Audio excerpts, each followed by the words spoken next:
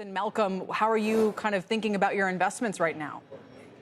Yeah, I think Bob's making a great point when you look at the numbers that we do have already, the known knowns, if you will. But I think what might be scaring the investors a lot more than we're probably giving them credit for to this point is forward looking. It doesn't look great, right? If we just consider the fact that we came into this year, especially in the cycle we're in, expecting there would be a Trump put, we were basing that on the fact that in his first term, the president pegged the entire success of his administration with whatever the S&P 500 was doing. And then we look, and he kind of went out of his way over the weekend to make it clear that he's not so concerned about what the S&P does, at least near term. And I think that is also what could spook markets from going just in correction territory, as Bob was saying, into that bear market and something a lot more prolonged than what we're hoping this currently is. Malcolm, as things stand, are you inclined to be more of a buyer or a seller right now?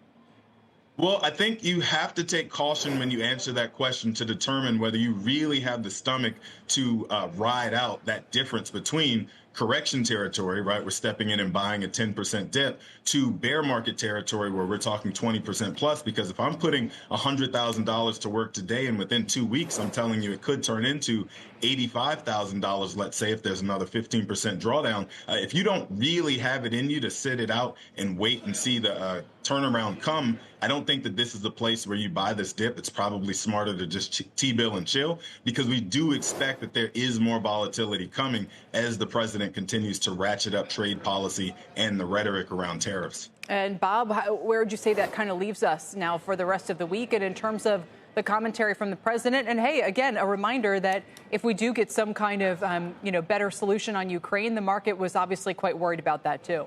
If the market is concerned about a recession, then we have a problem, because it is very difficult to call floor when you're entering a recession. I still don't think it's there. It just doesn't seem that way. It still seems like a garden variety correction. What the market wants is for tariffs to go away. It's really that simple. And it could change with a tweet. That's what makes this so difficult. Normally, if we're talking about a real actual downturn or going to a recession, we look more at the fundamentals and issues around it. Here we have a very obvious shiny object that is causing most of the consternation. And that's the difference between a garden variety correction and a potential recession right now. And the market is telegraphing that.